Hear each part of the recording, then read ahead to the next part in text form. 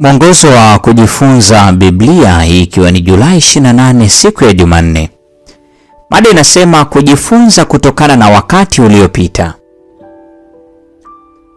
Baada ya kutoa mfano wa kujikana nafsi kutokana na uzoefu wake mwenyewe, Paulo anageukia hasa suala la ibada ya sanamu. Kwa namna fulani Wakorintho wa kwanza sura ya 10 inaendeleza wazo la Wakorintho wa kwanza sura ile ya 9:27. Ambapo Paulo anasema kwamba anautesa mwili wake ili asikataliwe. Anawataka Wakorintho wafuate mfano wake, lakini Yesu ndiye mfano bora kabisa. Wakorintho wa kwanza sura ile ya 11 aya ya kwanza. Soma Wakorintho wa kwanza sura ya 10 aya 7 hadi ya 11.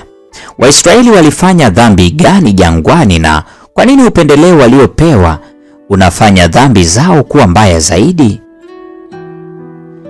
Katika Wakorintho wa kwanza sura ya 10 aya ya kwanza hadi ya 5, Paulo anadokeza historia ya watu wa Mungu jangwani.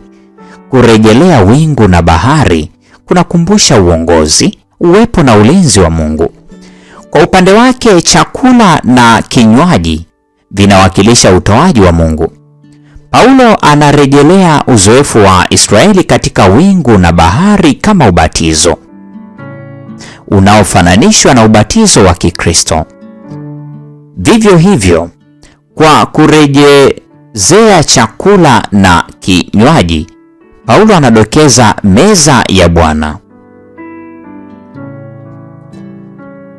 Kwa maneno mengine, Wakorintho wa kwanza sura ya 10 inafundisha kwamba kwa namna fulani Wakristo wanapitia uzoefu ule ule walioupitia Israeli. Hata hivyo, Paulo anakumbushia historia ya Israeli kwa sababu hataki historia hiyo ijirudie. Licha ya upendeleo wote ambao Israeli walikuwa nao, watu wengi hata hivyo walitamani mambo ya uovu. Wakorintho wa kwanza sura ile ya 10 aya 6, kama vile kuabudu sanamu. Wakorintho wa kwanza sura ya 10 aya 7 na uasherati sura ya 10 aya 8. Si ajabu basi kwamba wengi sana katika wao Mungu hakupendezwa nao. Sura ya 10 aya 5. Ni rahisi kuwanyoshea kidole wana wa Israeli wa kale na kusema walifanya dhambi kubwa sana. Hata hivyo, Paulo anatoa hoja kwamba Wakristo ni wepesi kutenda dhambi kama hizo hizo, licha ya upendeleo wao mkubwa wa kujua historia ya Kristo. Hili liko wazi katika onyo: anayejidhania kuwa amesimama na aangalie asianguke. Wakorintho wa kwanza sura ile ya 10 aya 12. Neno anayejidhania linadokeza kwamba baadhi ya watu katika kanisa hawakutambua kwamba walikuwa katika hatari ya kuanguka katika dhambi hizo.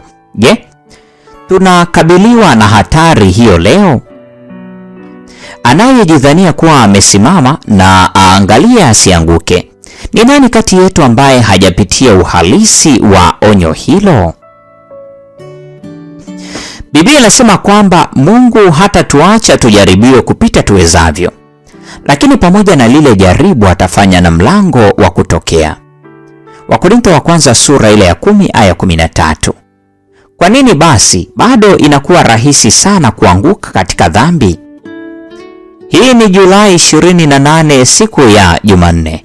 Mungu atubariki sote na nikutakie tafakari njema.